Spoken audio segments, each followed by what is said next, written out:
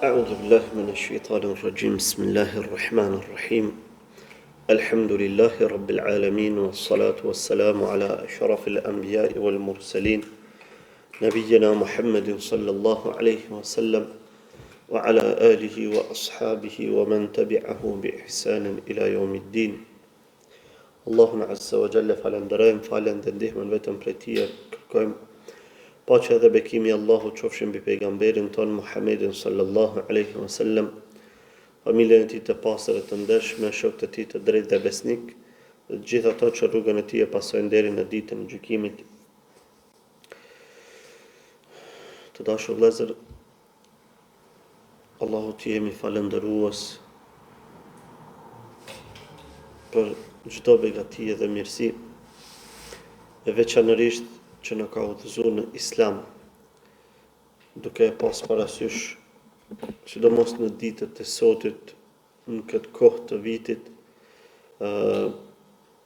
ku na bëhet shumë i qartë realiteti i vlerës së udhëzimit dhe çka nënkupton të jesh në fenë e Allahut azza wa jall, dhe të jesh në sunetin e pejgamberit sallallahu alaihi wasallam, në të kohë kur shtohet interesimi për dunjan me të madhe, kur shtohen devijimet, kur shtohet të çfarë mrapshtije, të çfarë shkelje fetare, dhe ne gjejmë veten tonë fal Allahut azza wa jall në këtë vend duke biseduar rreth sirës së pejgamberit sallallahu alaihi wasallam. Wa bi ni'mati rabbika fahaddith, ka thënë Allah azza wa jall, për nimetin e Zotit tënd fol, përmende. Prandaj edhe kur e përmendim nimetit që Allahu fuqiplot na i ka qu, edhe kur i përshkruajmë këtë formë, duke i shoqëruar me falënderim dhe mirënjohje, kemi shpresën edhe kemi bindjen që Allahu do të jetë i kënaqur me ne dhe shpresojmë që ai të kënaqet me ne. Prandaj edhe këtë realitet do të duhet ta spikatim, duhet ta flasim. Ata që janë jashtë këtij vendi, sidomos në këto ditë, pra në këtë kohë të vitit, i shohim dhe thëtë që bredhin sikurse madje edhe më larg se kafshët. Ato kafshët e kanë misionin e tyre, e kanë gajlen e tyre, qysh me mbush barkun. E shohim që njëri ka ardhur dhe thëtë me një gjendje edhe më të ulë se kafsha.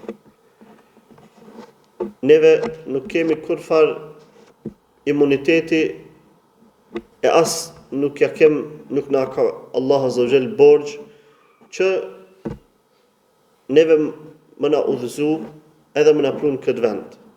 Me kalu këtë qaste duke adhuru Allahun azza wa jall, duke përmend, duke e lavdru, duke e madhru. Allah azza wa jall nuk na ka këtë borxh.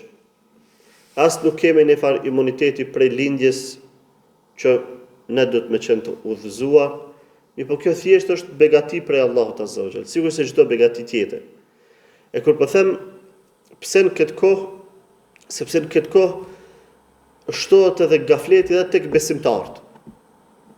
Përkundër, domethënë, mos të flasim do thotë për gafletin që ndodhet tek ata që s'ja din erën e Islamit, që kur Allahu azza wa jall nuk i bin sejdë.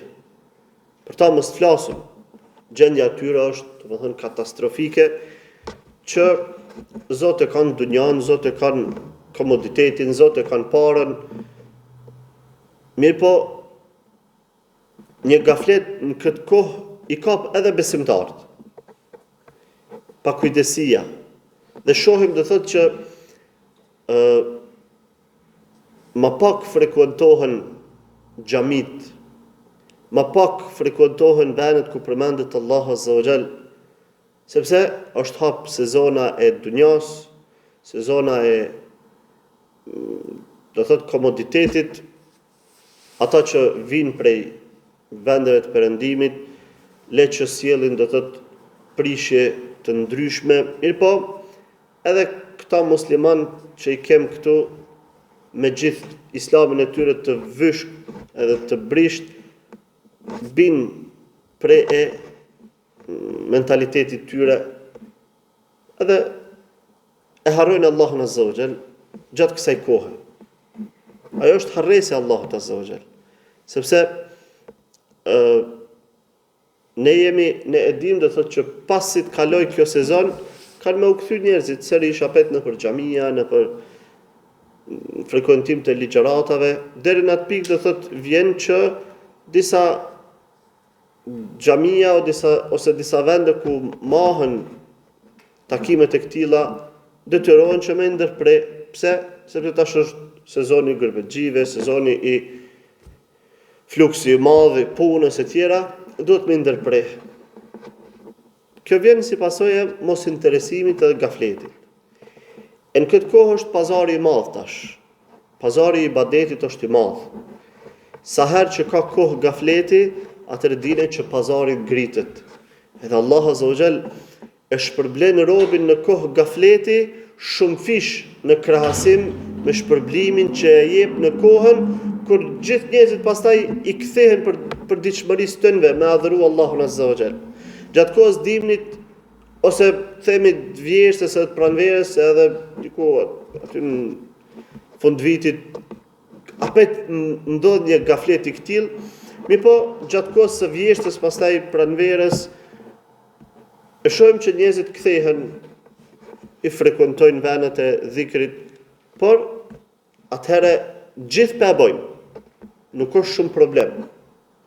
Nuk është shumë problem dhe thotë kur një turmë e madhe ecën nëpër një rrugë, më të ardh vullneti edhe ti më ndjek çat rrugë. Ama problemi është atëherë kur një rrugë janë duke ndjek një numër i vogël njerëzish. Atëherë pastaj e kemi një armik ekstra mungesën e vullnetit. Që më ndjek atë rrugë. Prandaj do thotë kohët e gafletit besimtari i mençur duhet me shfrytzu, edhe duhet me qenë falënderues që ndaj Allahut Azza wa Jall që nuk të ka bërë ty gafil sikurse që i ka bërë të tjerë. Andaj kjo meriton në këtë kohë, pra në këtë periudhë të vitit, meriton një falënderim ekstra. Me falëndëru Allahun Azza wa Jall, alhamdulillah që o Zot ma ke mundësu unë me qenë për të zgjedhurve që s'm kap gafletin këtë kohë. Prandaj le të shtohet falënderimi nëse dëshirojmë që Allah Azza wa Jall këtë begati, pastaj begatinë e vigjilencës, begatinë e syçelësisë me pas edhe në pjesë të tjera të vitit edhe më na vazhdu si begati. Andaj këto fjalë ishin vetëm nismë prej ajetit që përmendëm pak më herët, o bi ni'meti rabbike fahaddith, dhe fol për nimetin që të ka dhënë Zoti yt. Andaj jeni falëndërues ndaj Allahut Azza wa Jall. Pas kësaj vëllezër të dashur, i kthehemi temës tonë për cilën jemi duke bisedu tash sa kohë për jetën dhe biografinë e pejgamberit tonë sallallahu alaihi wasallam, i cili është ibadet në veti, padyshim, një biografi dhe një histori ku mësojmë gjëra të shumta, të cilat na bëjnë dobi në ahiret edhe na bëjnë dobi përjetësisht. Njeriu a ke pa i harxhon vite shkollë për çka? Për një dobi të dunjas, me arrit do të thotë një profesion, me arrit disa diploma, që masnej gjatë pjesën tjetër tjetës me e kalu me një rrugë të mirë, me një punë ndoshta pa ngarkesa fizike, për çka bën? Tash kur të llogarit domon sa deri në çfarë moshe e kryen i merr ato diplomat, për shembull mosha 30 vjeçare mesatarisht do thotë, edhe sa i mesin një 30-40 vjet tjera. Do thotë e bën gjithat sakrificë për çka? Për 30-40 vjet me jetu në dunja. E ne jemi jemi pranë sirës së pejgamberit sallallahu alaihi wasallam, të cilën kur e mësojmë, na jemi duke investu për ahiretin e përjetshëm. Jemi duke investu për një, me thonë kushtimisht, një karrierë ose një rrugë ose një vend pune në thojza i cili do të zgjatë përjetësisht, sepse aty s'ka punë, aty pastaj ka vetëm korrje, vetëm shpërblime. Po jemi për atë duke luftu. Andaj këto, do thotë, kjo sire që mësojmë është një investim i madh, edhe kjo është begatia Allahut Azza wa Jall, për cilën do të jemi falendërues. Dhe në shpjegimin e sirës kemi arrit në vitin e 10 të hijretit, pas haxhit të Abu Bekrit radhiyallahu ta'ala anhu. Në vitin e 10 kur pejgamberit sallallahu alaihi wasallam vazhdonin me ardh ende fise të ndryshme për t'ia dhënë besën dhe për ta pranuar Islamin. Dhe në mesin e fiseve që përmendën se ardhen në këtë kohë të pejgamberit sallallahu alaihi wasallam ish fisi i Hadramautit. Hadramaut ka qenë një vend në Yemen, dhe këta ardhen së bashku me fisin Kinda, dhe përmendet dhe thot një personazh i fisit ose i banorëve të Hadramautit, i cili pastaj ka zënë një pozit me vlerë në historinë islame. Ai ka qenë sahabiu i ndershëm Wa'il ibn Hujr radhiyallahu ta'ala anhu, i cili pastaj edhe ka transmetuar hadithe dhe përmendet në për libra të hadithit për transmetime të ndryshme për pejgamberit sallallahu alaihi wasallam.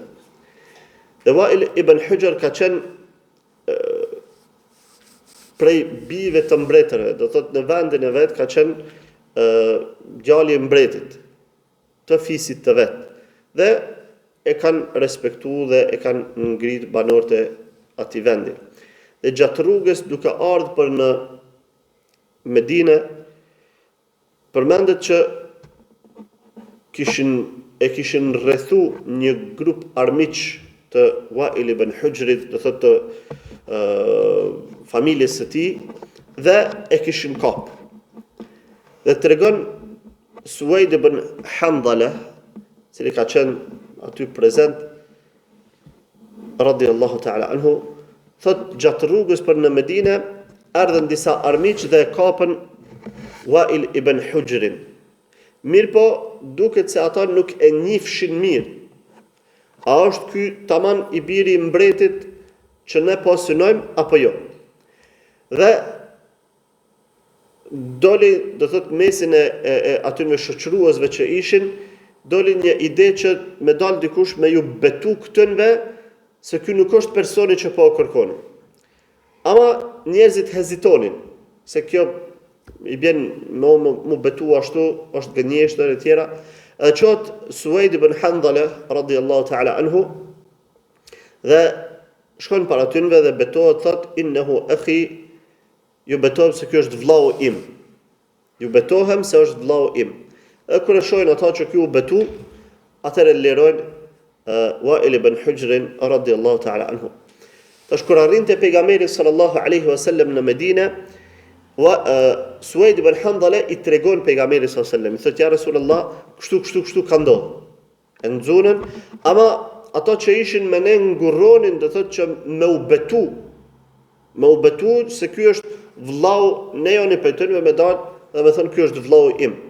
E thotë unë e mora iniciativën edhe u betova. Dhe pejgamberi sallallahu alaihi wasallam i ka thënë ente kunte abarrahum wa asdaqahum. Thot ti në mesin e atyre shokëve tu ke qenë më vepërmiri, ja ke qëllu do më thënë veprës, edhe më i sinqerti. Më vepërmiri edhe më i sinqerti. Tash jemi të folë për një rast që ky nuk e ka pas vlla Wa'il ibn Hujrin. A pejgamberi sallallahu alaihi wasallam i thot dhe ke qenë më i sinqerti në mesin e tyre. Dhe pjesa e dytë e hadithit na bën qartë për çka ka pas fjalën pejgamberi sallallahu alajhi wasallam, dhe i ka thënë sadaqta al-muslimu akhul muslim. Ka thënë e ki thënë të vërtetën, sepse muslimani është vllau i muslimanit. Dhe të dytë kanë qenë musliman. Edhe për faktin që betun këtë formë, nuk do të thotë që ke gënjy, sepse ti musliman, ky musliman, ju jeni vëllezër. A kjo është realitet që nuk mund të mohohet. E kjo do të thonë na bën qartë që në rastet e këtilla nuk llogaritën gënjeshtër. Kur personi e thot një deklarat e cila në një prej versioneve të veta ka vërtetësi. Do thotë ka vërtetësi. Ama kjo, kuptohet, nuk bëhet do thotë për çka do, mirë po për rastet e këtilla, sikurse që ka qenë në këtë histori, në këtë ndodhi për me shpëtu jetën e një muslimani, atëherë nuk prish punë të veprohet një gjë e tillë. Edhe pse ka njerëz do thotë që i kanë keqpërdor këto raste, edhe pastaj me transmetimet e këtilla argumentohen për praktikimin e hiles. Argumentohen për praktikimin e hiles. Do thotë që lejohet me bë hile, sepse kjo ka qenë një formë e hiles. Do thotë jo mashtrim, po hile. Ama nuk guxojmë ne me marr këtë transmetim edhe me u argumentu pastaj në hile ndaj fesë. Sepse disa e kanë bërë këtë, madje kanë shkruar libër e kanë quajtur libri i hileve, çysh me i bë hile fesë, çysh me ik zakatit, çysh me ik dispozita të caktuara të fesë. E kjo nuk është e lejuar, sepse kjo është moral i munafikëve prej jehudëve, të cilët kanë qenë, do thotë jehudët përgjithsisht kanë qenë munafik dhe ata kanë bërë gjëra të tilla. Ata kanë bërë gjëra të tilla, Allah azza wa jalla ka thënë, ja u ka zbritur dhresën që ose ndalesën që në ditën e shtun nuk ka me punu. Dhe ata e në ditën e premte i kanë qujtë rjetat, dhe ditën e diell i kanë nxerr rjetat prej detit ose prej lumit dhe kanë zënë pesh. Dhe kanë thënë natë shtunën s'kena punu kur gjë. Ama realiteti ka qenë ndryshe. Do thotë kjo është hile ndaj fesë. Imam Maliku ka thënë ai që i bën hile fesë, men kadet din felejse men e din. Ai që bën hile fesë nuk është njeri i fesë. Nuk është pjesë e fesë. Ai që i bën hile fesë. E disa argumentojnë me rastet e këtilla që lejohet me u bë hilja. Hilja lejohet me u bë për rastet e këtilla. Ama jo për me i do thotë me i lënë dispozitat edhe normat që Allah azza wa jalla ka caktuar. Pastaj do thotë Wa'il ibn Hujr radhiyallahu ta'ala anhu, kur arrin në Medinë, pejgamberi sallallahu alaihi wasallam ja ndan një pjesë, një tokë Wa'il ibn Hujrit si shpërblime, si dhurat. Tregon ai vetë kur arritëm në Medinë, pejgamberi sallallahu alaihi wasallam ma dha një cop tokë. Edhe e urdhroi Muawiyatu ibn Abi Sufjanin radhiyallahu ta'ala anhu, e urdhroi që me shoqëru Wa'il ibn Hujrin deri te toka ku ja ka da pejgamberi sallallahu alaihi wasallam. Dhe tregon Muawiu që kur nisën rrugës, Muawiu i drejtohet Wa'il ibn Hujrit, i thot ardifni khalfak. Thot hypëm në kafshën tënde mbrapa. Kanë qenë deve ose në kali, ka thënë hypëm mbrapa në deve. Dhe Wa'il ibn Hujr ja kthen, thot la takun min ardafil muluk, mos u bëj ose nuk je nga ata që ulen mbrapa mbretërve. Atëherë i thot a'tini na'lak, thot atëherë më jep pra në llanët e tua, sepse ka qenë këmbëzbathur Muawiu radhiyallahu ta'ala anhu. Edhe rëra shkëtinës ka qenë nxehtë. E ja ka kërkuar në llanët mos që ky veç u këndeve. Wa'il ibn Hujr ja ka kthy, ka thënë inta'il dhill an-naqa. Ka thënë shërbehu me hijen e devës. Që aty ku bjen hija devës, ecë ati që aty pari. E kjo ka qenë, dhe thot, një formë që ti halas je rrit, nuk e kia të privilegj mi vesh një par sandale të dikuna që është mbret. Wail ibn Hujr ka qenë halal në fillim të islamit. Do koncepte halas i ka pas të sqarume. Mirë po, tani tek vend, do thot, kanë kalu vite e dekada, kur i ka ardhur koha që Muaviu radhiyallahu ta'ala anhu të bëhet khalife i muslimanëve. Dhe ka shku Wail ibn Hujr me vizitu, thot, fa aq'adani ma'ahu ala as-sarir. Thot, mftoi Muaviu edhe më uli në fronin e tij, domethënë në të farë karrigën e tij, ose si thënë shtrat, po karrig fron. Dhe thot Wail ibn Hujr, atëherë thot mu pat kujtu ngjarja që e kam pas me Muaviun, dhe thash me veti, wadidtu anni kuntu hamaltuhu bayna yaday. Thot, çatëherë thot, e kisha, do thot, kisha dëshirë që sikur ta kisha ul para vetes në devën apo në kalin tim. Jo për faktin që ky tash u rritë u boi madh, jo në aspektin e servilizmit. Ama tash Wail ibn Hujr deri kur ka ardhur koha, kanë kalu këto dekada, Wail ibn Hujr është pjek fetarisht. I ka kuptuar realitetin e fesë, i ka kuptuar realitetin e modestisë. Edhe tani u ka kujtu që ai veprim që ka bë atëherë në fillim, s'ka qenë veprimi i duhur i mbretërve. Ndërsa ky është veprimi i duhur i mbretërve, atë që bëni Muaviu radhiyallahu ta'ala anhu, edhe thiri me Wail ibn Hujrin afër të fronit të khalifes apo mbretit. Pra, kjo është për kësaj nxjerrim mësimin që njeriu me kalimin e kohës piqet, kupton, ngritet, kështu do të me qenë muslimani. Jo me qenë e kundërta, bëhet musliman, e fal 5 vaktin, ma kur gjë për e fesë nuk merr. Hala stagnon, para 10 vjetë ka nisë më fal, mas 10 vjetë hala është ashtu. As ka nisë me praktiku në sunet më shumë. As ka nisë minal do me u largu pe do ndalesa më shumë. Se në adim fillim njeri kur udhëzohet, ka mbetje të gjahiljetit. Moret me pas shkelje të ndryshme, hala do sunetet, do sene nuk i din, do morale nuk i din. Ama me kalu 10 vjetë, hala më konë që ashtu, kjo është dështim. Mi po nuk kërkohet që më njëherë, në vitin e parë, ose në muajin e parë që u bo musliman, që ka nisë me namaz, mu bo si kurse sahabët. Jo, ajo nuk kërkohet, për askujt, sepse është e parritshme. Ama me kalu 10 vjetë, 20 vjetë, 2 dekada, edhe hala me qenë me mbetje të gjahiljetit të para 10 vjetë, ajo është pastaj dështim. E njëri do të me shku duke ngrit veten e tij, duke mësu sunetet të reja, e duke u mundu ato me i praktiku.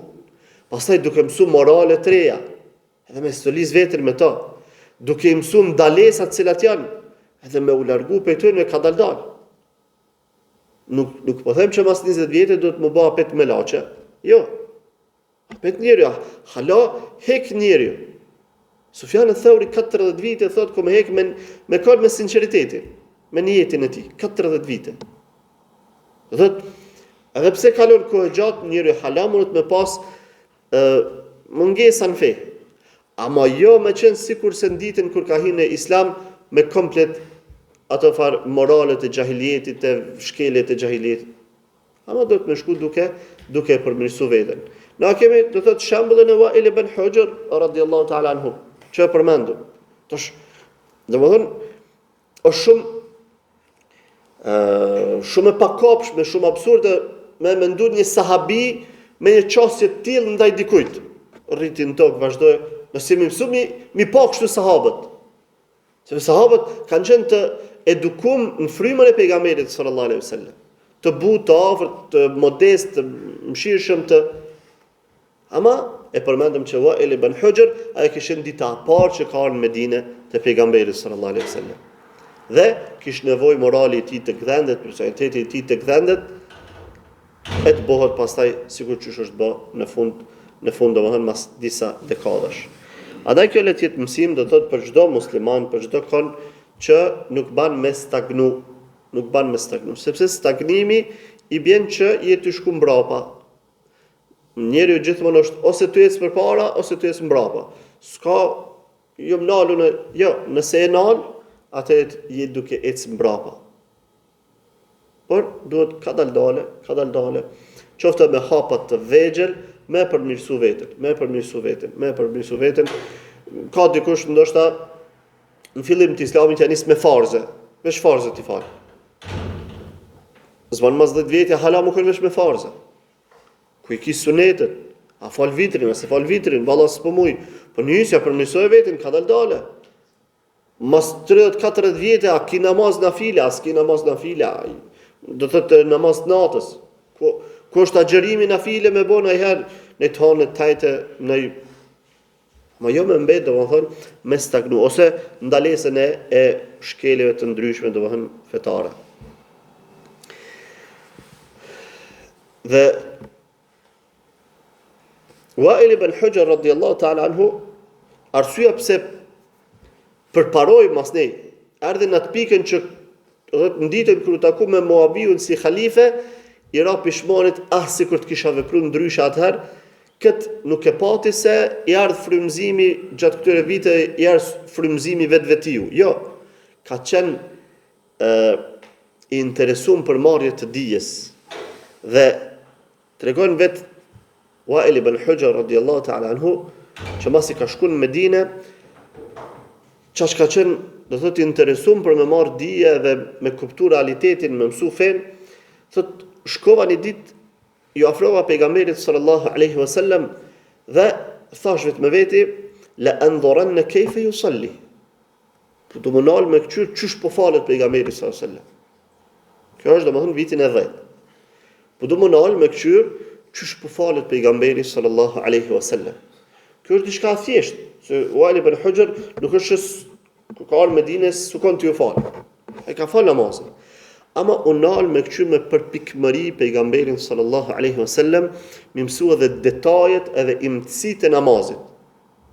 Dhe pastaj këtë më ia transmetua Medin. Ai tregon thot pejgamberi sallallahu alaihi wasallam u drejtu ka kibla. Fakabbar. Edhe bani takbir. Wa rafa'a yadayhi hatta kanata hadwa min mankibay. Bani takbir, e thot i ngriti duart derisa erdhen paralel me supët. Tekbirin fillestar. I ngriti duart, bani tekbir Allahu Akbar, derisa erdhen duart paralel me supët. Thumma akhadha shimalahu bi yaminihi. Pastaj e kapi thot të majtën e tij me të djathtën. Sikur se çush jena mësu. Falamma arada an yarka'a rafa'a yadayhi hatta kanata hadwa mankibayhi.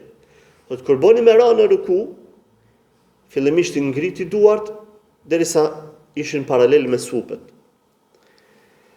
Falamma raka'a wada'a yadayhi ala rukbatayhi. Kur ra në ruku, thot i vendosi duart e tij mbi gjunj.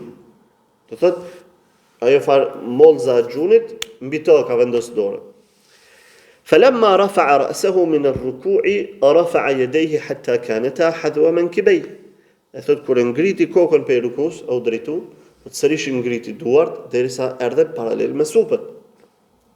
فلما سجد وضع يديه من وجهه بذلك الموضع. Thot kur on sejdë i vendosi duart e tij aty ku kish me ra koka. Domethënë duart paralel me fytyrën e tij. فلما قعد افترش رجله اليسرى ووضع يده اليسرى على ركبته اليسرى. Tash kur qëndroi thot ulur, e shtriu komën e majt, e dorën e djathtë e vendosi mbi shpatullën e majt. Do thot dorën e majt mbi shpatullën e majt. Wa wada'a hadda mirfaqihi ala fakhidhihi al-yumna. E dorën tjetër thot që pjesën çto do të vendosi tek kofshët. Wa aqada 30, i bani gishtat çështë, wa halqa wahidatan, këtë gishin tjetër kështu, wa ashara bi usbu'ihi as-sababa. Edhe bani thot me shaj me gishtin e tij tregues. Do thot çdo detaj Wa'il ibn Hujr ish duke analizu pejgamberin sallallahu alaihi wasallam çysho ka falet.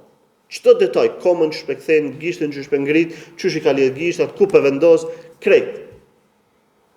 Dhe çka është do thot san që interesant të ky transmetim, fakti që Wa'il ibn Hujr këto për transmeton në vitin e 10 të hijretit. Në vitin e fundit të pejgamberit sallallahu alajhi wasallam. Ky ka qenë viti I fundit. Nuk I ka kalu, me thënë parafisisht një vit prej kësaj ngjarje, vetë se pejgamberi sallallahu alajhi wasallam ka ndruar jetë. Andaj në fund të jetës tij pejgamberi sallallahu alajhi wasallam u fal kështu.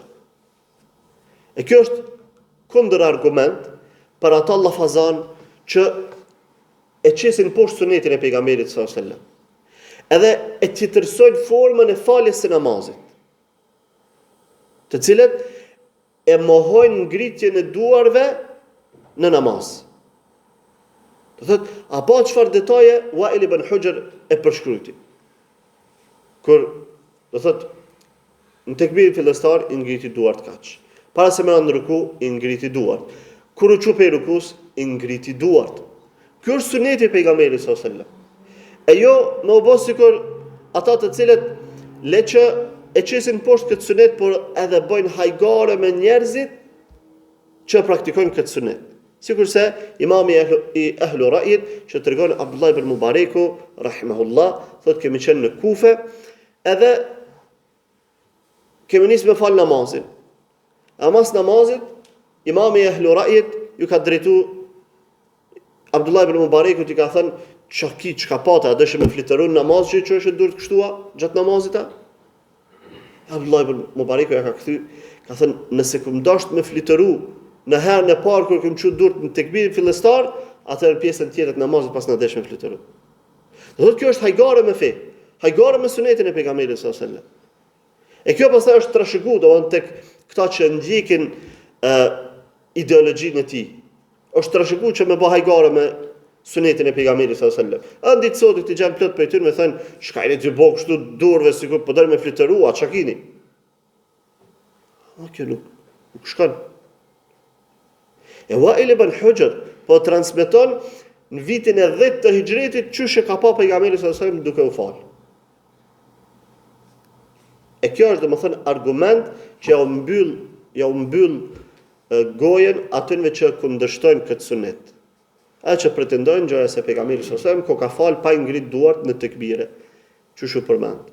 Ama ky argument ka argumente të tjera plot për sahabive të tjerë, ama ky është shumë I fuqishëm, sepse ka në fund të jetës pejgamberit sallallahu alajhi wasallam. Kushdo që falet ndryshe, ai është duke e lënë sunetin e pejgamberit sallallahu alajhi wasallam për mendimin e filanit të fistekit që s'ka diçka o feja realisht, se ka kuptuar fen realisht. Andaj le të kthehet muslimani në sunet pejgamberit sallallahu alajhi wasallam, jo në sunet filanit të fistekit. Në këtë vit ardhën të pejgamberit sallallahu alajhi wasallam edhe një fis tjetër nga do thot një delegacion nga fisi Madhhij ardhën në Medinë me pejgamberin sallallahu alajhi wasallam dhe në mesin e tyre ka qenë një sahabi me emrin Hani ibn Yazid radhiyallahu ta'ala anhu.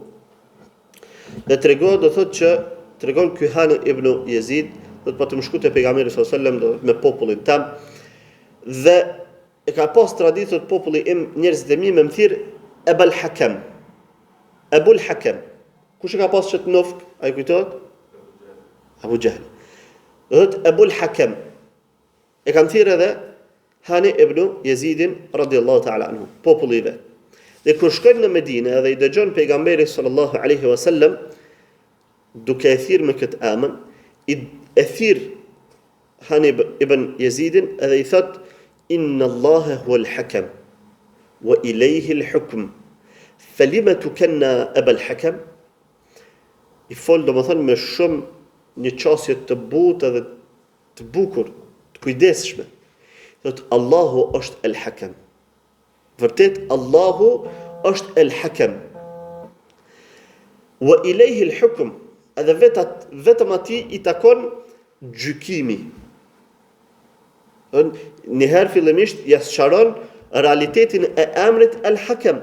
Çështi don me u quajt baba i El-Hakem, kurse kjo cilësi i përket veç Allahut Azza wa Jall. Ky emër i përket veç Allahut Azza wa Jall, me qenë El-Hakem, sepse vetëm ajo që gjykon. Felime tu kenna Abel Hakem. Pastaj vazhdoi të domethënë me kuptu atëfar shkakun pse e quajnë njerëzit kështu. Pse do thotë pse quhesh Abel Hakem? Pse ki këtë nofk? Se mos ndoshta në djali ti e ka emrin El Hakem, që me atë rrek vretin edhe për këtë. Sepse nuk ban me angjit njerëzve emrat që i takojnë veç Allahut Azza wa Jall. Sikurse emri Ar-Rahman, që nuk ban dikun atjetër me angjit, El-Ghaffar, që veç Allahu Azza wa Jall është ashtu, El-Hakem është emër i këtill. Me ngjit këta emra është sikurse me angjit emrin dikun Allah. A ban me thirr dikun ose me angjit djalit emrin Allah, nuk ban. Është budallaki, është çmenduri. Çështën njëjtë Ar-Rahman me angjit, çështën njëjtë El-Hakem. Dhe ky ja tregoi, ju përgjigj pejgamberi sallallahu alajhi wasallam, ja tregoi arsyen, i tha inna qaumi idha ikhtalafu fi shay'in aradu bi hakaman fa ahkumu bainahum. Thot kur njerëzit e mi të popullit tim kanë një farë mos pajtimi diçka në zank, atëherë janë thot të pajtimit që une me qenë gjykatësi i tyre. A kështu që unë gjykoj mesin e tyre. Atëherë pejgamberi sallallahu alajhi wasallam i thot inna dhalika la hasan. Thot kjo është sen shumë i mirë. Ky koka sen shumë i bukur që njerëzit po ta besojnë kanë kështu gjykimin. Fama laka min alwalad, i thot a kina i fëmijë? Ai thot po, e kam Shuraihin, Abdullahun e Muslimin. Do thot ky në jahiliet i kanë gjetë këta emra, interesant. Domethënë Shuraih, Abdullah edhe Muslim. Ka vazhdu pejgamberi sallallahu alajhi wasallam, ka pyetur, ka thënë fa ayyuhum akbar? Kush prej tyre është më i madhi? Ka thënë Shuraihi është më i madhi. Atëherë thot fa anta Abu Shuraih. Atëherë thot ti je Abu Shuraih. Çikaç. Ti je Abu Shuraih. Kjo është e tradita e arabëve. Me u thirr me këtë farë kunjen apo nofkën me pas në emrin e të birit madh. Kjo ka pas Shuraih, Abu Shuraih. Edhe do thotë kur kanë ndesh me drejtu dikuna si respekt ndaj tij, e kanë thirr me kunje, me nofk. Abu Filan, Abu Abdullah, Abu. Ama ka pasur nofka të cilat nuk kanë lidh me emrin e djalit, sikurse Abu Bekr nuk ka pas një djalë me emrin Bekr. Ama pejgamberi ka thënë kështu, sepse ka qenë më i hershëm në Islam.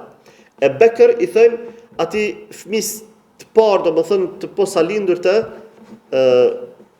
kafshës, domethënë të devës ose të ç'është më thënë klyshja, çka më thënë. Ama se ka kuptimin e drejtë për drejtë klysh. Po Bekr i thënë kur është në fillim, domethënë diçka bukur, i thënë mëngjesit, me njëherë mas lindjes së diellit, që asaj kohe i thënë bukur, sepse është herët. Edhe Abu Bekrin e ka thirrë kështu, sepse ka qenë i pari që ka pranuar Islamin. Pastaj punja Abu Huraira. Abu Huraira, emri ka pas Abdurrahman. Dhe pejgamberi sallallahu alajhi wasallam e ka thirrë Abu Huraira për faktin se ka pas një macë të vogël që e ka marrë me veti. Ka pas domethënë një macë, edhe hir i thënë macës. Huraira i thënë macës, domethënë macë e vogël, kotele, që i thënë në gjuhën tonë. E kjo është e ka thënë pejgamberi tani Abu Huraira si identifikim, se ç'më thon kur dikuna sa dish emrin, mas ne i thu ai i gati, sa për identifikim. E kjo e njoh me çat macën që ka pas, e ka thirrë Abu Huraira. Po ashtu Abu Turab, Ali radhiyallahu ta'ala anhu, këtë njoh që ka pas pe ati rasti që e ka pas kur është hidhur me Fatimën alayhis salam, ai ka dal Aliun, ka dal pe shtëpis, ka shkuar në xhami, dhe sa kur ka marrë veshën zonë me zveti, e ka lyp ku është Aliu. Kur e kanë gjetë në xhami. Ka shkuar në xhami, Aliu ka në shtrim. Pejgamberi sallallahu alajhi wasallam e ka thirr, ka thënë qum ya Abu Turab, se ka pas shpinën që ka rënë në tokë, ka pas shpinën me pluhun pastaj. Atë se në kon tepia të shtrume si të natash, me kësi farë tepiha, dhe thot që garojnë xhamiat apo blen me 1 milion fija me 500.000 fije. Atë kon xhamia veç zallë shtrume. Që ashtu e në falë. Dhe kur u çua ka pas shpinën e plohrosur pejgamberi sallallahu alajhi wasallam për me ja zbut zemrën, ja ka fshin shpinën e ka thënë kum ya Aba Turab, çu Abu Turab. Abu Turab do thënë Turab i thënë pluhurit. O baba i pluhurit, o ti me pluh. Don kjo është e realiteti i konjeve. Edhe këtë pejgamberi sallallahu alajhi wasallam ka thënë do thot Abu Shurayh. Dhe tregon do thotë Abu Shurayhu që kur janë kthy pastaj pe Medinës kanë shkuar në vendin e tyre, pejgamberi sallallahu alaihi wasallam, secilit për atyre që ka qenë në delegacion, ja u ka dhuru nga një copë tokë. Si shpërblim. Dhe Abu Shurayhi i ka thënë pejgamberit sallallahu alaihi wasallam, ka thënë ja Rasulullah, akhbirni bi shay'in yujibu li al-janna. Para se më shkutash munda ka desh me marrë një dije e cila është dije e madhe. Pse dije e madhe? Sepse ja sjell shpëtimin. Ja sjell fitoren në botën tjetër. Dhe i ka thënë, o i dërguari i Allahut, tregoma një sen që më çon në xhenet sigurt. Pejgamberi sallallahu alaihi wasallam i ka thënë, tibul kalam wa badhlu salam wa it'amu at-ta'am. Që ky moral, tibul kalam, me qenë,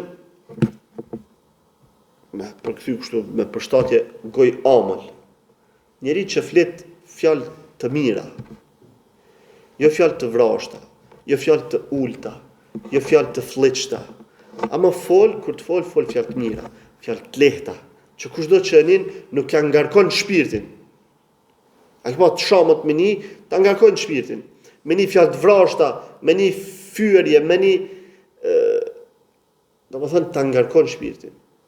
E tibul kalam e para, wa badhlu salam, edhe shpërndarja e selamit, domethënë me i përshëndet njerëzit me selam. E kjo çka bën? E shton vllazëllëkun. Wa it'amu at-ta'am. Dhe shtruarja e ushqimit ose dhënia e ushqimit. Kjo është në aspektin e përgjithshëm. Nuk e përfshin vetëm dhënien e ushqimit të varfërve për shembull. Jo, kjo është në aspektin e përgjithshëm. Ky morali i it'amu at-ta'am, për cilin me lejen e Allahut azza wa jall kena më fol në serinë e enciklopedisë së moralit, it'amu at-ta'am në kupton me shtru ushqim kujtdo. Që thënë të na me qaros. Edhe ajo hynë këtu, me gostit dikan. Madje përmendet do thot pej brezave të parë, që kanë thënë se, për mu ka thënë është ma dashur me i gostit 10 musliman pej pasarzve të Ismailit, se sa me falë kaq e kaq namaz. Do thot, këtë e kanë vlerësu shumë, me ju shtru tjerve, me i gostit të tjertë. është fjala për musliman. Jo për bidatxhite, për domethënë kufar, po fjala është për muslimanët. Me i gostit muslimanët me ushqim e kanë vlerësu. Ama jo për interesat të dunjas, jo sepse më bo servil pasanikët me uqit kafe, me uqit dreka, ajo është servilizëm. Por ata që i ki miq me i gostit, kjo është për moraleve që pejgamberi sallallahu alajhi wasallam ju ka përgjigje Abu Shurayhit, i ka thënë, nëse këtë e praktikon bashkë me ato dy tjerat, atëherë e fiton xhenetin e Allahut azza wa jalla. Këta ishin domethënë dy prej delegacioneve që patën shku te pejgamberi sallallahu alajhi wasallam gjatë këtij viti. Dhe në këtë vit erdhi koha e një prej ngjarjeve historike, jo vetëm në historinë e muslimanëve, por në historinë e njerëzimit komplet. Do thotë një prej stacioneve historike të rëndësishme që ka bë kthes në historinë e njerëzimit. Madje kthes të madhe. Kthes e cila e ka sjell tek njerëzit begatin më të madhe që ka ekzistuar ndonjëherë, e ka kompletu. E këtë vit pejgamberi sallallahu alaihi wasallam e qet fjalën dhe i çon lajmtarët me u tregu fisëve arabe që pejgamberi sallallahu alaihi wasallam ka me bo hajj. Dhe ky hajj është njoftë në historinë e muslimanëve si haxhi i lamtumirës. Hajjatul wada' ka pas disa emra, e po më i njohur është Hajjatul wada', haxhi i lamtumirës. Pse? Sepse gjatë këtij haxhi pejgamberi sallallahu alaihi wasallam e ka marrë hutbën e tij të madhe, edhe në fund ka thënë Allahumma shhad, o Allah, ji dëshmitar, që unë kumtova lajmin. Edhe pastaj ja ka dhënë njerëzve lamtumirën, dhe për shkak të kësaj njerëzit më kanë thënë hadhihi hajjatul wada, kjo është ka thënë haxhi i lamtumirës. E kanë thënë edhe hajjatul islam, haxhi islam, dhe kështu zakonisht shohet haxhi i parë që e bën njeriu. Njeriu që s'ka bë kur haxh më herët, haxhin e parë kur ta bën i thënë hajjatul islam. E këtë e kanë thënë kështu për shkak se ka qenë haxhi i parë që pejgamberi sallallahu alajhi wasallam ka bë masi ka bë hijret. Masi ka bë hijret. Se kështu përveç këtij i ka bë dy haxhe tjera, sa ka qenë, domethënë halal kohën pa bë hijret. Ama mas hijretit, ky ka qenë haxhi i parë, për atë është thujt hajjatul islam. Po ashtu është thujt edhe hajjatul balaghi wat tamam. Haxhi i komtimit dhe kompletimit. Pra haxhi i komtimit dhe kompletimit. Për faktin se pejgamberi sallallahu alajhi wasallam në këtë haxh ja ka komtu njerëzve mesazhin përmbyllës të islamit dhe ja ka komtu domethënë njerëzve ibadetin ose kushtin e 5 të islamit, haxhin ja ka komentuar me fjalë me vepra. Dhe po ashtu domethënë këtë haxh pejgamberi sallallahu alajhi wasallam i ka zbrit vula e shpalljes. Ajeti al-yawma akmaltu lakum dinakum wa atmamtu alaykum ni'mati wa raditu lakum al-islam dinan.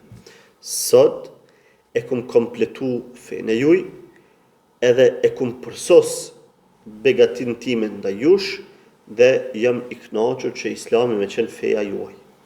Han ka zbrit në çet haxh. Pra atë është hajjatut tamam, haxhi i kompletimit. Se me që ka që është kompletu, do më thënë, është kompletu feja.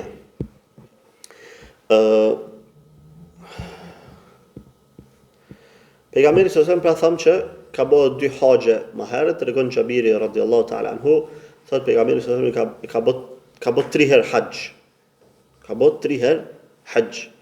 Dy haxhe i ka pas para se me bë hijret, dhe një masi që ka bë hijret, pra ky që po përmendim. Këtë haxh pejgamberi sallallahu alajhi wasallam masi që i ka njoftu do të thotë fiset arabe, i ka njoftu muslimanët që kanë qenë në sivilizacën arabe, në muajin Dhul Qa'da të vitit të 10 të hijretit, janë të bunë në Medinë një numër i madh i njerëzve. Saqë domethënë në disa transmetime që përmendet të përshkruhet, tregohet që kanë qenë me pejgamberin sallallahu alaihi wasallam njerëzit që të bunë në Medinë në atë kohë kanë qenë diku 100.000 veta. Për gjitha fisëve që kanë ardhur në Medinë 100.000 veta. Ndërsa ata që kanë marrë pjesë në haxh komplet kanë qenë më shumë. Diku 124.000 kanë qenë. Sepse dojën këna prej banorëve të Mekës, edhe do që kanë bashkangjit pejgamberi sallallahu alajhi wasallam pe Yemenit masne me Aliun radhiyallahu ta'ala anhu që kena me përmendin inshallah. E këtu do thot vesh në Medinë pe fisëve arabe në çet muaj para se mënujës pejgamberi sallallahu alajhi wasallam për në Mekë janë të bunë 100.000 njerëz. Thot Xhabiri radhiyallahu ta'ala anhu, thot فلم يبقى أحد يقدر على أن يأتي راكبا أو راجلا إلا قدم. Thot çat shumë patën ardh njerëz, saqë nuk ka pas dikush që ka pas mundësi me ecë, qoftë me kafsh ose në kam, vetë se ka ardhur. Vetë se ka ardhur, do thotë ju ka bashkangjit pejgamberit sallallahu alaihi wasallam. E kjo ka qenë domethënë pe interesimit të njerëzve me mësu ibadetin e haxhit. Me mësu domethënë adhurimin e madh të haxhit se çysh bëhet, me pa vetë me sytë të tënve. Edhe me përjetu domethënë këtë ditë bashkë me pejgamberin sallallahu alaihi wasallam. Tash para menoni do thotë gjitha këto fise për gjatë këtyre 10 viteve sa ka ardhur pejgamberi sallallahu alaihi wasallam në Medinë, ato grupe janë bë musliman. Edhe asnjëherë s'u ka mu taku krejt bashkë. Sepse kanë ardhur pejgamberi delegacione. Ka 5 veta, ka 30 veta, ka 80 veta, ama mu të bu krejt nuk kanë mujt. Deri në këtë ditë. Edhe vjen dita e haxhit të madh kur të bëhen gjithë muslimanët e asaj kohe bashkë me pejgamberin sallallahu alaihi wasallam. Dhe në parafërsisht diku me datën 24 Dhul-Qa'da të vitit të 10 të hijretit, në ditën e shtunë pejgamberi sallallahu alaihi wasallam niset prej Medinës për të shku në Mekë me bë haxhin e tij të fundit. Është rregullu domethënë atë ditë pejgamberi sallallahu alaihi wasallam ka kreh flokët e tij, është parfumos dhe masi që ka fal namazin e drekës 4 rekate, çatëre domethënë ka marr rrugë me dal prej Medinës së tij. Në Medinë e kalon Abu Dujan Sa'idi radhiyallahu ta'ala anhu si mbikëqyrës apo si zëvendës dhe me veti domethënë I ka marrë gjithë ata 100.000 muslimanë se janë kanë dhe kanë dalë prej Medinës. Bashkë me ta kanë qenë edhe gratë e pejgamberit sallallahu alaihi wasallam të gjitha. 9 gra në çat kohë ka pas pejgamberi sallallahu alaihi wasallam, 8 nëntat kanë qenë me ta në haxhin e lamtumirës. Edhe në atë kohë gratë do thotë ka qenë traditë që kur kanë hyrë në deve I kanë vendosur brenda një kabine që është quajtur haudeq, kabine thjesht me pëlhura, domethënë me perde, me thënë në gjitha anët, edhe mbrana ka qëndruar domethënë gruaja që mos me u pa nga njerëzit sepse devja kur ka ecë, ka lëviz dhe ka mujtë që mu shplu ose njëri pe harresës gjatë udhëtimit për me pas më të lehtë gratë me qëndru, pra kanë qëndru në haudeq. Dhe tregon Abu Huraira radhiyallahu ta'ala anhu që atë ditë pejgamberi sallallahu alaihi wasallam ju tha grave të veta, hadhihi al-hajjatu thumma dhuhuru al-husur. Është një frazë interesante. Ka thënë hadhihi al-hajja thumma dhuhuru al-husur. Që ky ka thënë është haxhi I vetëm për ju, e mas kësaj qëndroni në për hasra. Është fjala qëndroni në shtëpitë e juaja. Mas këtij haxhit s'ka. Qëndroni në për shtëpitë e juaja. Edhe atë ditë, domethënë, kanë marrë pjesë gjitha gratë e pejgamberit sallallahu alajhi wasallam. Mirë po, disa prej tyre nuk e kanë kuptuar e kanë kuptuar pak më ndryshe këtë transmetim të pejgamberit sallallahu alajhi wasallam, gjoja se në formën jo të prerë, por është mustahab. Që gruaja kur të bën një haxh më s'ka nevojë më shku për së dyti, për së treti, për së katërti. Ama disa pejgamberë pejgamberit sallallahu alajhi wasallam kanë kuptuar ato, domethënë çka është synu bukfalisht. Zeynep bin Jahshi dhe Sauda bin Zam'a radhiyallahu ta'ala anhunna, pastaj kanë pas do thotë, më thënë kanë përsërit shpesh kanë thënë wallahi la tuharrikuna dabbatun ba'da an sami'na dhalika min rasulillahi sallallahu alaihi wasallam. Kanë thënë pashallahu mas çasaj fjalë që kanë nipe pejgamberi sallallahu alaihi wasallam s'ka kafsh që na lëviz me na çun haxh. هذه الحجة ثم ظهور الحصر. Që është haxhi që ju e bani, mas kësaj ma rrini në për shtëpiat e juaja. E kjo domethënë ka qenë ajo farë morali që duhet me pas muslimania, sepse Allah Azza wa Jall i ka porosit muslimanët, femrat, me qëndru në shtëpitë e tyre. E jo, do më thënë, me dal mushëtit, me dal ani, përveç kër është nevoja. E haxhi është obligim një herë në jetë, kur arrin kushtin, atëherë plotson, edhe shkon haxh femra, në rregull është. Por pastaj qëndron në shtëpinë e saj, kjo është më mirë. Dikush mund të më argumentu me Aishën radhiyallahu ta'ala anha, e cila ka shkuar në haxh edhe mas ne, disa herë. Ajo ka shkuar me pretekstin thotë se kumni pejgamberi sallallahu alajhi wasallam të thënë që haxhi e ka pyetur domethënë a më marr pjesë në gratë në xhihad, i ka thënë xhihadi ju, i ka thënë është haxhi i pranuar. E ka thënë nuk e la onë këtë xhihad më ik asnjëherë. Kjo ka qenë bot kuptimi i Aishës radhiyallahu ta'ala anha. Mirë po, kuptimi i vërtet i qasës që duhet me pas të gratë është ky, sepse përputhet edhe me ajetet kuranore, ashtu njëjtë kanë kuptuar disa prej grave të pejgamberit sallallahu alajhi wasallam, sikur Zeynep bin Jahsh, Sauda bin Zama, prandaj edhe është kuptim i shëndosh, edhe më afër porosive kuranore, që waqarna fi buyutikunna, ka thënë Allah Azza wa Jall, qëndroni në shtëpitë e juaja. Kjo është më vlefshme edhe më lavdëruar për gruan. Sa më shumë që del gruaja, aq më keq është. Sa më shumë që del gruaja për shtëpisë, aq më keq është. Pa marrë parasysh domethënë për çka po del. E sidomos për rastet kur është për shembull që dalin për shëtit të ndryshme, për ajo është edhe më problem. Po ka ndiku domethënë mentaliteti, sikur që mentaliteti feminist, bidati feminizmit që është përhap në ditët e sodit, ku me një feministat këtë hadith dalin për fes me një, nëse janë musliman, dalin për fes. E lemo diçka më shumë. Mirë po, realiteti qëndron që gruaja qëndron në shtëpinë e saj. Sepse pejgamberi sallallahu alajhi wasallam ka thënë, sa herë që një grua del për shtëpisë së saj, i bashkangjitet me njëherë një shejtan i cili mundohet me bë fitnë njerëzve rreth asaj gruaje. Don kjo është fjala për gratë kur sahabiket në kohën e pejgamberit sallallahu alajhi wasallam, të cilat kanë të mbuluar të gjitha, jo kësi mbulesa vetë shamin fytyrën jashtë, jo, kanë qenë gjitha të mbuluar, krejt trupin e mbuluar. Është fjala për to. Që një çast kur del jashtë, një shejtan i lëshohet për mas.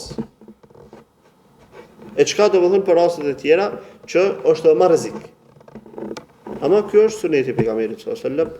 Edhe pse mentaliteti sot ka ndryshuar, ka ardhur më keq, ka ardhur, po që thamë më herët, njeri duhet me shku duke e ngrit fetarinë e tij. Duke ngrit fetarinë e tij. Qashtu edhe femra duke ngrit fetarinë e saj. Fillim të Islamit mundet me qenë me disa lëshime, me disa, ama duhet me shku pasaj duke plotsu vetveten.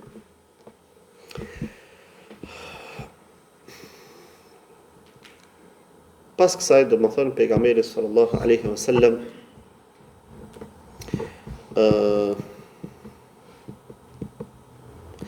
ka dalë do më thënë prej Medines edhe ka shku në Dhul Hulejfe, një vend afër Medines, e cila në atë kohë ka qenë jashtë qytetit të Medines.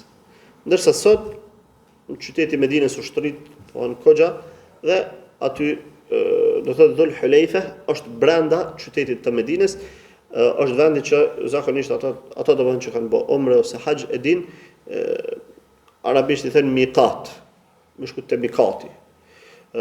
Aty do të thonë ka qenë Dhul Hulejfe, në atë kohë kanë jashtë qytetit të Medines. Aty pejgamberi sallallahu alajhi wasallam ka shku me gjithë sahabët e tij, me gjithë njerëzit që kanë prezantuar dhe me të shkuar atje e ka falë namazin e ikindis 2 rekate të shkurtuar. Namazin e ikindis 2 rekate pra të shkurtuar, sepse ka marrë rrugë. Një rrugë ku llogaritet njeriu udhëtar. Edhe në rastin e tillë, momentin që del prej vendbanimit tënd, të lejohet dohen pe aty me e shkurtu namazin. Dhe i ka falë namazin e ikindis 2 rekate, aty ka bujt çat natë dhe i ka falë 5 namazet. Domethënë ka falë namazin e akşamit, yatsis, sabahut dhe drekës. Bashkë me të ikindis janë bë 5 namaze. Dhe atë natë pejgamberi sallallahu alaihi wasallam çatë natë që ka bujt në Dhul Hulejfe, ka qenë të secila prej grave të tij, domethënë 9 gra që i ka pas, ka qenë tek secila për me flet me ta. Domethënë sikur se çush flen burri me gruan dhe do thotë kanë afërsi intime e tjera dhe pejgamberi sallallahu alajhi wasallam atë natë të gjitha 9 gratë të tij ka qenë. Do thotë është ofru intimisht tek to. Dhe kjo për faktin se rruga do të jetë e gjatë dhe do thotë me e kry hakun ndaj grave të tij që e ka pas. Pra, në fund të jetës tij pejgamberi sallallahu alaihi wasallam i ka pas 9 gra, e cila ka qenë lejuar vetëm për ta, vetëm për pejgamberin sallallahu alaihi wasallam, ndërsa për njerëzit e tjerë maksimumi që e ka lejuar Allah azza wa jall ka qenë është 4 gra. Dhe atë natë pejgamberit sallallahu alaihi wasallam i vjen shpallja, i vjen meleku Xhibril dhe ja sjell një mesazh dhe nesërmën pejgamberi sallallahu alaihi wasallam ju tregon sahabëve i thot etani lejlete atin min rabbi fa qala salli fi hadha alwadi almubarak wa qul umratan fi hajjatin. Sonte më ka ardhur një i dërguar prej Zotit tim dhe më ka thënë falu në këtë lugin të bekuar dhe thuaj një umre brenda haxhit. Një umre brenda haxhit. Do thotë ja ka kallëzu niyetin se për çka më e bë. Një umre brenda haxhit. Edhe kështu ka qenë domethënë niyeti i pejgamberit sallallahu alaihi wasallam kur ka shkuar në haxhin e tij, e ka bë umrën së bashku me haxhin. Haxhi është 3 lloj, ka haxh ifrad, ku bëhet vetëm haxhi, haxh tamattu' i thënë, kur bashkohet umra me haxhin, ama me zhveshje të ihramit mes tyre, domethënë lirim të ihramit mes tyre, edhe haxh qiran, haxhi bashkuar, ku bëhet umre me haxh pa u liru pe ihramit mes tyre, edhe duke shoqëruar me vete kurbanin i cili prehet zakonisht në haxhet që bën të dyfish pra së bashku me umrën. Aty pastaj ka vazhdu pejgamberi sallallahu alajhi wasallam me sunetet e tjera të cilat shoqërohen me ngjarjet që do të ndodhin pastaj në rrugën e tyre drejt Mekës, prandaj edhe do të ndalemi domethënë deri këtu, ku pastaj do t'i përmendim domethënë çysh pejgamberi sallallahu alajhi wasallam është pastruar, çysh është parfymose, çka ka bëu, kur e ka bërë niyetin, kur e ka bërë telbien, çka ka bëu gjatë rrugës, çka i ka ndodhur domethënë gjatë rrugës derisa ka shkuar në Mekë, kështu me radhë. Mirë po për mos me lënë shkëputje në temë, inshallah do thotë mjaftohemi me kaq, duke ditë do thotë që në këtë haxh thamë pra që kanë marrë pjesë në numër i madh i njerëzve. Edhe aq e kanë monitoru pejgamberin sallallahu alaihi wasallam gjatë këtij haxhi që nuk ka në historitë të njerëzimit ndaj udhtim i ndaj perandori ose ndaj mbreti që është përshkruar më në detaje se sa haxhi i pejgamberit sallallahu alaihi wasallam. Janë përshkruar detaje të hatashme të udhtimit të tij në domethënë drejt haxhit. Kjo për faktin sepse pejgamberi sallallahu alajhi wasallam i ka thënë njerëzve merrni dispozitat e haxhit prej meje. Shikomani edhe mësoni. E kjo për t'ia përcjell njerëzve më tutje pastaj çysh është feja e Allahut azza wa jall. Çka na porosit Allah azza wa jall. E jo pastaj njerëzit me sjell bidate të reja me mendime të tënve, jo ban kështu, jo s'ban kështu, jo duhet kështu, jo duhet ashtu. E kena pejgamberi sallallahu alajhi wasallam, i kena transmetime të gjalla dhe të përpikta dhe të detajuara, nuk na mjaft, domethënë nuk na duhet asgjë tjetër përveç këtyre transmetimeve. Prandaj elusim Allahun azza wa jall që na mundsoj të marrim mësim nga këto ngjarje, që të jemi pastaj më të ditur dhe më të njoftuar se si kryhet ky ibadet i madh. Elusim Allahun azza wa jall që të na bëj dhuroj begatin nga suneti i pejgamberit të tij sallallahu alaihi wasallam, elusim atë që të na i fal mëkatet, ato që i bëjmë me dije pa dije, na udhëzoj në rrugën e drejtë, të na marr shpirtin në sunetin e pejgamberit sallallahu alaihi wasallam, dhe në botën tjetër të na ringjall me njerëz të mirë, të na ringjall me njerëz të sinqert, me siddiqa, me pejgamber, dhe të na strehoj në xhenetin e tij, në firdausin e lartë. Aqulu qawli hadha wa astaghfirullaha li wa lakum wa atubu ilayh.